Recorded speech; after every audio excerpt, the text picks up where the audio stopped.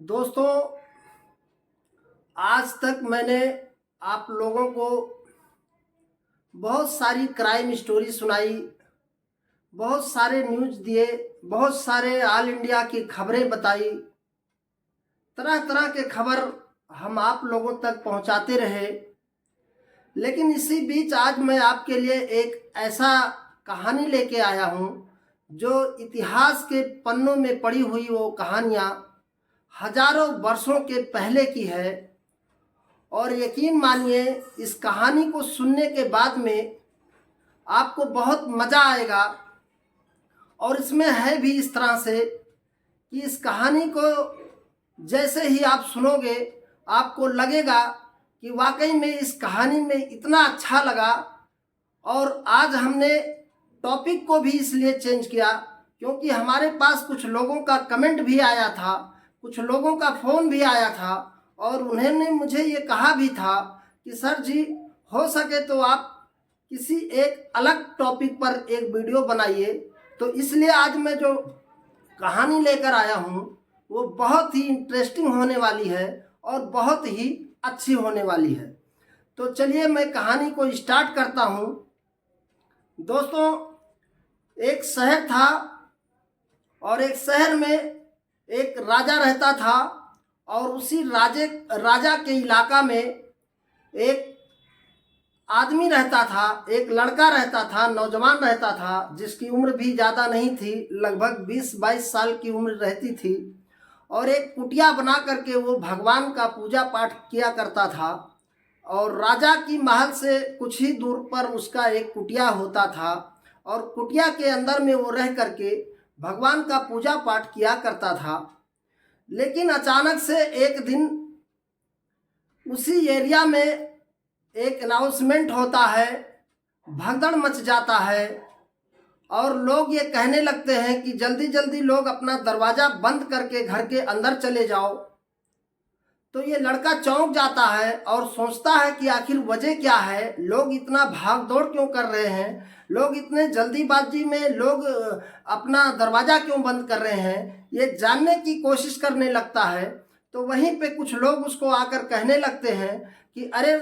तुमको अपनी जान प्यारी नहीं है क्या? क्योंकि बादशाह की जो बेटी है उसकी सवारी निकलने वाली है और बादशाह का शर्त है कि अगर कोई भी उसके बेटी की सवारी को अगर वो देख लेता है एक नज़र से तो उसकी गर्दन उड़ा दी जाएगी। इसलिए तुम्हारी अगर अपनी जान प्यारी है तो तुम जल्दी से अपने घर के अंदर दरवाज़ा को बंद कर लो और रास्ता खाली कर दो, क्योंकि देख रहे हो ये मोहल्ला गांव पूरा जो है एकदम से सन्नाटा हो गया है और यहाँ कोई भी इंसान दिखाई नहीं पड़ेगा। जैसे ये नौजवान सुनता है वो तुरंत परेशान होता है और सोचने लगता है कि आखिर बादशाह की बेटी में क्या कुछ इतना खास है कि जो इस तरह से शर्त रखा गया है। हो क्यों ना हो, मैं तो भगवान का पूजा पाठ हमेशा करता हूँ और करता ही रहूँगा, लेकिन मुझे आज बादशाह की बेटी को देखने का शौक़ है और मैं आज जैसे भी करके बादशाह की बेटी को देखना चाहता हूँ, चाहे जो कुछ हो जाए। फिर वो नौजवान वहाँ पर एक जगह पर छुप जाता है और छुपने के बाद में बादशाह की बेटी की जब सवारी वहाँ से निकलती है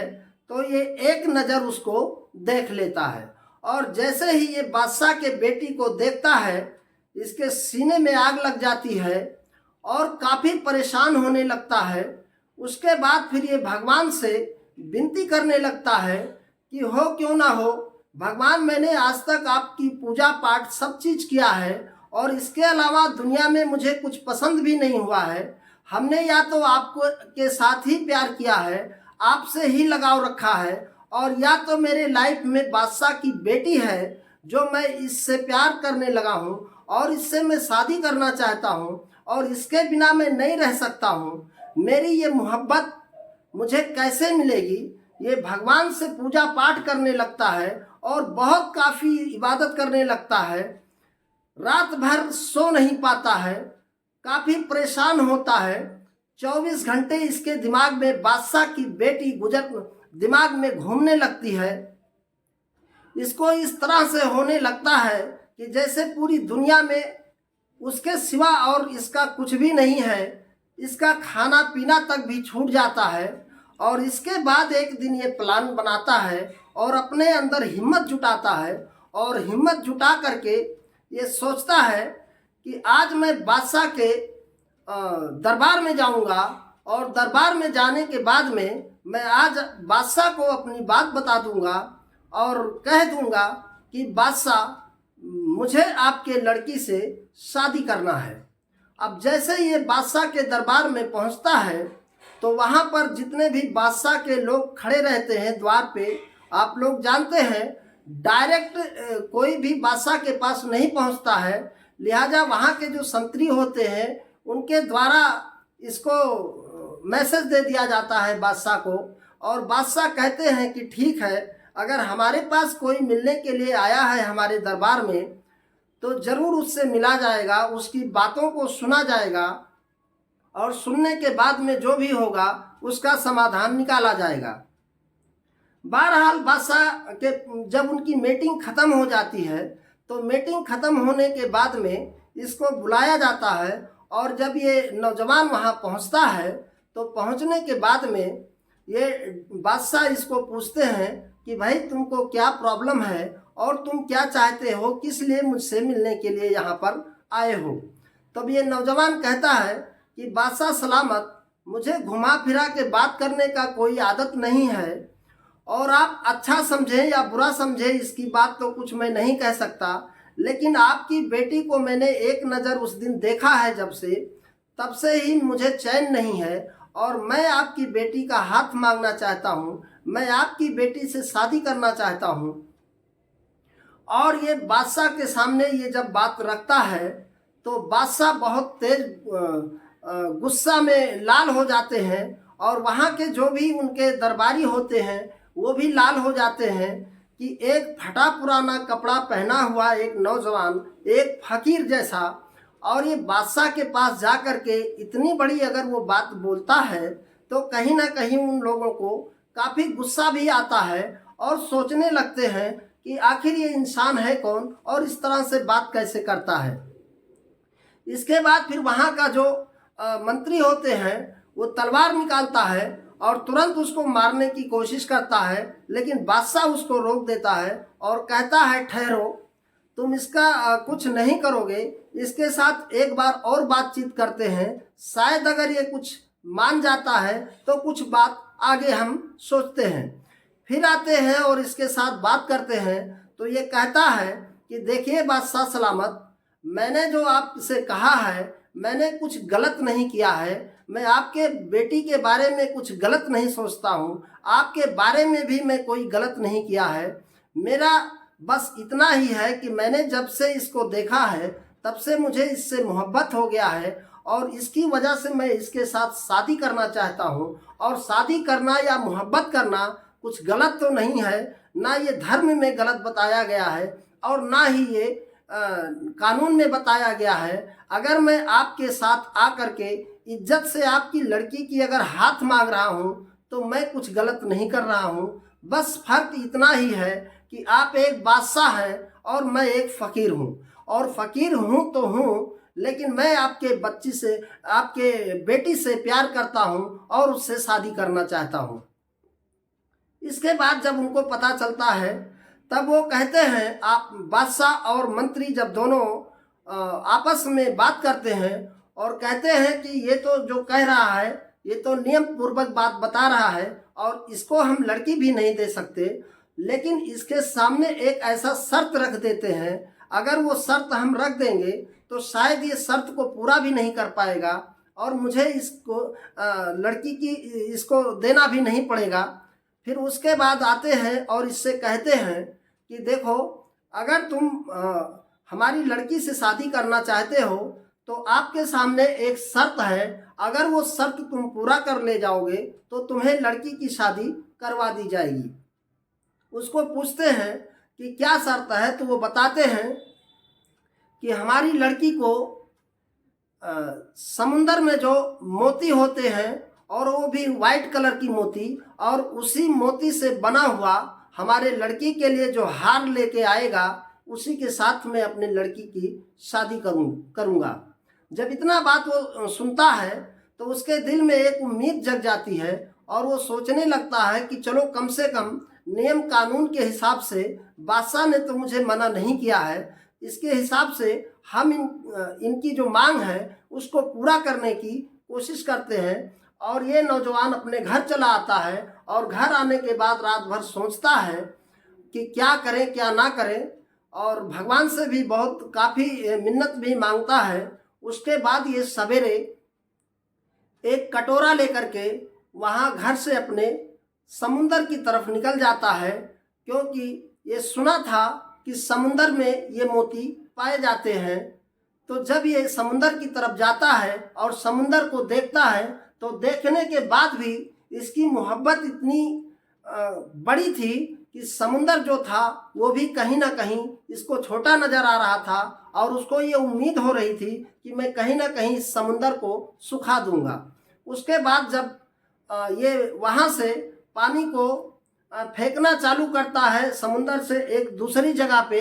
और जब पानी समुंदर का पानी फेंकना चालू करता है, एक दिन गुजरा, 2 दिन गुजरा, एक सप्ताह गुजर गए, एक महीना गुजर गया, एक साल गुजर गया। जब ये देखता है कि पानी जैस का तैस है तो फिर इसको समझ में नहीं आता है कि अब क्या करें। लेकिन ये तो प्रण ही लेके गया था कि चाहे जो भी हो जाए हम समुंदर को तो सुखा के ही रहेंगे। फिर एक दिन रात को इसने बहुत तेज रोने लगा और रोने के बाद में भगवान से विनती करने लगा कि भगवान, मैंने आज तक आपके अलावा इस बादशाह की लड़की को याद किया है और हमारे ज़िंदगी में 2 ही लोग हैं, या तो आप हैं और दूसरे पर बादशाह की लड़की है। और इस हिसाब से आज मैंने जितना भी पूजा पाठ किया है इसका हिसाब से मुझे आज इस जैसे भी मुझे मोती जहाँ से भी मिल जाता तो मेरा काम हो सकता है। जब ये इस तरह की बात भगवान से कह करके विनती करता है तो जब फिर दूसरे दिन ये समुंदर में जाता है और वहाँ पर जो है ये फिर से पानी को फेंकना शुरू करता है, और फेंकने के बाद में अचानक उस समुंदर से मोती, एक बाल्टी मोती निकल करके और आकर बाहर में इसके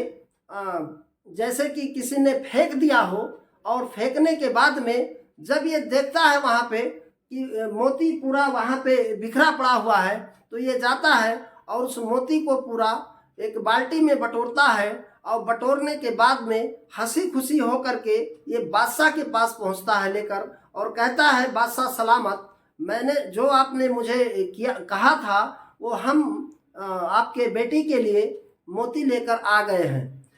फिर बादशाह वहाँ से जितने भी उसको टेस्ट करने वाले होते हैं, जौहरी वगैरह, उनको बुलाता है और उसको टेस्ट करवाता है, और उसमें ये पता भी चलता है कि हाँ ये मोती ओरिजिनल मोती है और समुंदर में पाई जाने वाली मोती है। अब इसके बाद बादशाह और मंत्री दोनों काफ़ी शौक हो जाते हैं, परेशान होने लगते हैं कि अब तो इसे हमें कुछ ना कुछ करना पड़ेगा, क्योंकि हमने इससे शर्त रखा था और ये कहीं ना कहीं शर्त को पूरा कर दिया है। अब ये बहुत चालाक था, इस कारण से ये बादशाह फिर से उससे कहता है कि देखो बेटा, अगर तुम ये तो लाए हो कोई बात नहीं है, लेकिन अब छोटा सा एक चीज़ तुम्हें और पूरा करना पड़ेगा। अगर उसको भी आप पूरा कर दिए तो मैं अपने लड़की की शादी आपसे करवा दूंगा। दोबारा शर्त ये कहता है कि मेरे लड़की में को कान में पहनने के लिए एक हीरा चाहिए, और वो जो हीरा होता है वो पहाड़ों के बीच में, जो पत्थर के बीच में होता है वो चाहिए, हीरा का नग चाहिए। और वही चीज़ अगर आप लेके आओगे तो उसके हार के साथ उसके कान का जो हीरा होगा उससे उसका हम बाला बनवाएंगे और उसके हिसाब से ही हम उसको शादी करेंगे। फिर जब दूसरी शर्त ये सुनता है तो इसका दिल कहीं ना कहीं टूट जाता है और काफ़ी उदास होकर घर चले आता है, और आने के बाद भी कुछ लोगों से पता करने लगता है कि वो हीरा मुझे कहाँ मिलेगा, और वो भी ब्लैक कलर का डायमंड होना चाहिए। फिर ये आकर के लोगों से पता करता है तो ये पता चलता है कि ये डायमंड पत्थर के बीच में होता है, और पत्थर पत्थर को तोड़ने से ही उसके अंदर में हीरा निकलेगा। तो अब ये एक फावड़ा उठाता है और लेकर पत्थर की तरफ चल देता है, जहाँ पे बहुत बड़े बड़े पहाड़ और चट्टान होते हैं। वहाँ जाता है, उसको तोड़ना शुरू करता है। तोड़ते तोड़ते हफ्ता हो गया, 15 दिन हो गया, महीने सालों गुजर जाते हैं। कभी खाता तो कभी ऐसे सो जाता, दिन रात रोते रहता, काफ़ी परेशान हरास होता। लेकिन भगवान से एक ही बात मांगता कि काश मेरा ये भी, अगर भगवान आपने जैसे मुझे मोती दे दिया था वैसे मुझे अगर हीरा भी मिल जाता तो कहीं मेरी मनोकामना पूरा हो जाता। इसके बाद फिर वो जो है वहाँ जाता है और तोड़ने लगता है। फिर एक दिन रात को भगवान से ऐसे ही विनती किया और अचानक सवेरे जब वो पहुँचा तो एक फावड़ा मारा, उसके अंदर एक पत्थर था और उस पत्थर में भी दो अलग हो गया पत्थर, और पत्थर में ब्लैक कलर का हीरा निकल गया। और निकलने के बाद उसको लेकर के फिर से ये बादशाह के पास पहुंचता है और ये ले जाकर उनको दिखाता है और कहता है, देखिए ये जो आपने मुझे कहा था वो मैं अब लेकर आ गया हूँ, अब मुझे आपकी लड़की के साथ शादी करवा दीजिए। उसके बाद बादशाह देखता है और हैरान परेशान हो जाता है, जो कि असंभव चीज़ था, ये संभव हो ही नहीं सकता था। इसी वजह से उसको ये बात कहा गया था, लिहाजा वो सब पूरा कर दिया था। अब इनके पास कोई रास्ता नहीं बचता है, अब ये करें तो क्या करें। इसके बाद फिर अब ये कहते हैं, बादशाह और मंत्री दोनों आपस में बात करते हैं कि इसको तो हम लड़की नहीं दे सकते हैं। बादशाह की नीयत खराब हो जाती है और कहीं ना कहीं बादशाह डायरेक्ट इस नौजवान को कह देता है कि देखो तुम एक फ़कीर हो और मैं एक बादशाह हूँ, और हमारी लड़की बिना नौकर चाकर के, बिना इतने बड़े महल के वो घर से कभी बाहर नहीं निकलती है। यहाँ तक कि जब वो बाहर निकलती है तो रास्ते में हर किसी का दरवाज़ा बंद हो जाता है, और तुम इस तरह की बात कर रहे हो, ये बेकार बात है, तुम्हें हम लड़की नहीं दे सकते हैं, तुम आराम से घर चले जाओ, इसी में भलाई है। इसके बाद फिर वहाँ से वो क्या कर सकता, उसके हाथ में तो कुछ था ही नहीं, इसलिए ये वहाँ से निकल जाता है। और निकलने के बाद घर में आता है और घर में आकर के बहुत उदास हो जाता है और इसकी तो पूरे दिल टूट जाते हैं, मानो इसकी पूरी दुनिया उजड़ जाती है, कोई उम्मीद भी नहीं बचती है। इसके बाद फिर अचानक 2-4 दिन गुजरता है, जैसे ही राजा के जो बादशाह होता है, बादशाह के महल के आसपास भगदड़ मच जाता है। और भगदड़ इसलिए मचता है क्योंकि जो बादशाह की लड़की होती है, जिसकी शादी करने के लिए ये मांग रहा था, वो लड़की को अचानक दौड़ा पड़ता है और दौड़ा पड़ने के बाद में वो बादशाह की लड़की मर जाती है। अब बादशाह की लड़की जब मर जाती है, उसको बहुत काफ़ी लोगों, डॉक्टरों को, हकीमों को बुलाकर दिखाया जाता है और सारे लोग आकर जब उसको मृत घोषित कर देते हैं, इसके बाद में फिर उसको लेकर के उसको दफना दिया जाता है, लेकर के जहाँ भी इनके हिसाब से। दफनाने के बाद में ये जो नौजवान होता है, ये भी वहाँ पे जाता है और उसको देखता है, और सारे लोग जो भी वहाँ का होता है कफन दफन करके ये लोग चले आते हैं। फिर ये नौजवान रात को करीब 12-1 बजे एक फावड़ा उठाता है और उठाने के बाद में रात को पहुंच जाता है उस कब्रिस्तान में, और उस कब्रिस्तान को खोदता है, और खोदने के बाद में उस बादशाह के लड़की को अपने कंधे पे उठाता है और उठाने के बाद इसको लाता है अपने कुटिया में, और कुटिया में लाने के बाद में उसको अच्छी तरह से देखता है और कहता है कि मैंने तुमको अपने लाइफ में एक ही बार देखा था, और जब से मैं तुम्हारे लिए क्या कुछ नहीं किया, तुमने मेरा इंतज़ार भी नहीं किया और तुम मुझे छोड़कर नहीं जा सकती हो, इसलिए ये ऐसा कह कर के रोता है और उसको काफ़ी जो है देखता है और दहाड़े मार मार कर रोना चालू करता है। इसके बाद बाहर में कुछ लोग आते जाते रहते हैं, और जब देखते हैं कि कोई अंदर से आवाज़ आ रही है, दहाड़े मार के कोई रो रहा है, तो जब ये बात सुनते हैं तो उसको कहते हैं कि भाई क्या बात है, क्या मामला है, तुम क्यों इतना रो रहे हो, क्यों इतना परेशान हो, दरवाज़ा खोलो, हम तुम्हारी कुछ मदद कर सकते हैं। तो ये कहता है कि भाई हमारी मदद तुम क्या करोगे, हमारा तो जो मदद भगवान नहीं कर पाया तो तुम क्या करोगे, आप लोग अपना काम करिए, हमारे दुख में शामिल मत होइए। इसके बाद वो लोग जिद पकड़ते हैं और कहते हैं कि हम लोग हकीम हैं, अगर कोई ऐसी बीमारी परेशानी है तो हम ठीक कर सकते हैं। तो ये कहता है कि अरे अगर बीमारी परेशानी होती तो ना आप ठीक कर सकते हैं, अगर कोई मर भी चुका है तो उसको आप क्या ठीक करेंगे। बहरहाल वो लोग जब जिद करते हैं तो ये तुरंत वहाँ से दरवाज़ा खोल देता है और वो दो आदमी अंदर आते हैं और आने के बाद में दोनों आपस में हंसने लगते हैं बादशाह की बेटी को देख करके। तो जब हंसने लगते हैं तो ये नौजवान उनसे कहता है कि अरे हमारी तो दुनिया उजड़ गई, हम तो इतना परेशान हैं ऑलरेडी पहले से, और आप लोग हैं कि आप लोग देख करके हंस रहे हैं, ये कैसा मामला है और आप ऐसे कैसे कर सकते हैं। तब ये लोग कहते हैं कि मैं इसलिए हंस रहा हूँ क्योंकि ये लड़की अभी जिंदा है और इसको हम जिंदा कर सकते हैं। दरअसल इसको दिल का दौरा पड़ा था और इसकी सांसें रुक गई थी, मतलब ये मरी नहीं थी, दिल का दौरा पड़ने की वजह से ये अचेत हो गई थी और अचेत होने की वजह से लोग समझ नहीं पाए। तब ये उनसे रिक्वेस्ट करता है और कहता है कि अगर आप इनको जिंदा करना जानते हो तो आप कर दीजिए। फिर वो वहाँ से अपना जड़ी बूटी निकालता है और निकालने के बाद उसके नाक में डालते हैं लड़की को, और डालने के बाद में 1-2 मिनट होता है, लड़की उठ के बैठ जाती है और जिंदा हो जाती है। और जिंदा होने के बाद वो सोचने लगती है कि मैं कहाँ हूँ, क्या हूँ, कैसे हूँ। तो फिर ये नौजवान उसको बताने लगता है और कहता है कि देखो तुम बहुत सही जगह पे हो और तुम्हें किसी भी प्रकार की घबराने की ज़रूरत नहीं है। और ये पूरी कहानी उसको बताने लगता है नौजवान उस लड़की को कि ऐसा ऐसा हम तुम्हारे बादशाह को हमने ऐसा ऐसा कहा था और आपको मांगा था और आपको नहीं दिए और हमारे साथ धोखा किए और आपको दौरा पड़ गया, फिर आप मर गए, उसके बाद से आप फिर से जिंदा हो गए और जिंदा करने वाले ये 2 लोग हैं जो यहाँ पर बैठे हैं। ठीक है, आप घबराओ नहीं, आपको हम आपके पिताजी के पास पहुँचा देते हैं, बादशाह के पास। तब वो कहती है कि नहीं, अब मैं वहाँ पर नहीं जाऊँगी क्योंकि अब मैं तो उनके लिए मर चुकी हूँ और मैं अगर जिंदा हूँ तो आपके लिए हूँ और आपके साथ ही मैं रहना चाहती हूँ, और जो हो गया हो जाने दो, अब हम लोग एक फिर से नई जिंदगी जिएंगे।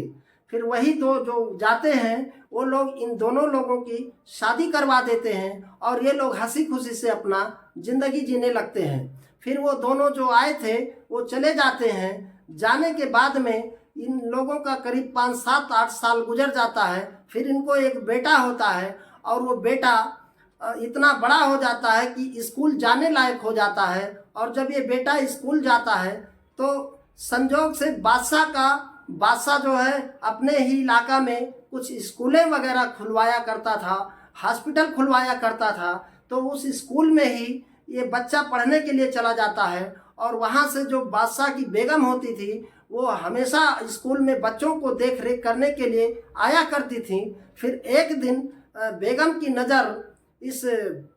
बच्चे के ऊपर पड़ता है और बच्चे का चेहरा भी उसके बेटी से मिलता जुलता था, लिहाजा बच्चे को वो बुलाती हैं और पूछती हैं कि तुम कहाँ के हो, क्या हो। तो ये जब बच्चा बताता है सारी चीज़ें तो ये कहती है कि ठीक है, तुम्हारे मम्मी पापा को बोल दो कि मैं तुम लोगों के पास एक दिन मिलने के लिए आऊँगी और मैं वहाँ पर कल से परसों तक तुम्हारे घर एक बार आना चाहती हूँ। लिहाजा जब लड़का घर आता है और अपने मम्मी पापा को ये बात बताता है तो वो लोग कहते हैं कि अब ये राज तो जो छुपा हुआ है ये फिर से ओपन हो जाएगा, लेकिन बादशाह का हुक्म है, उसको कोई टाल भी नहीं सकता है। इसलिए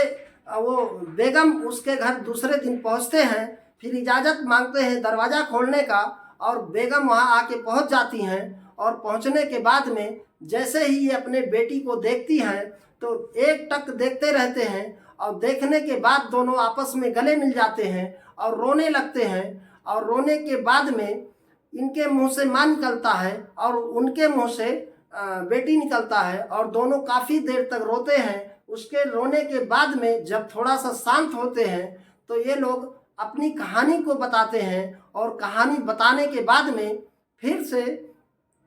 बादशाह को खबर जाता है और बादशाह वहाँ से भागते दौड़ते आता है। और आने के बाद में इन लोगों को बहुत ही इज्जत और सत्कार के साथ में अपने महल में लेकर के जाता है और जाने के बाद में बहुत धूमधाम से इन लोगों का राज तिलक करता है और इन लोगों को वहाँ पर अपना मालिक बना देता है। इसके बाद से फिर ये लोग वहाँ पर राज करते हैं और बादशाह की ज़िंदगी चले जाने के बाद भी ये लोग वहाँ के मालिक होते हैं, क्योंकि बादशाह के पास कोई लड़का नहीं था। बादशाह का सिर्फ एक ही लड़की थी और इसका जो दामाद होता है और उसका जो नाती होता है, ये तीनों चारों वहाँ पर जाते हैं और जाने के बाद में वहाँ पर इन लोग अच्छा से राजपाट देखते हैं और सारी चीज़ों को वहाँ का संचार करते हैं, प्रजा को भी देखने लगते हैं। तो दोस्तों, ये कहानी कैसी लगी आप मुझे ज़रूर बताइएगा ही। फिर मिलते हैं नेक्स्ट वीडियो में, तब तक के लिए अपना ख्याल रखिए। नमस्कार, वंदे मातरम।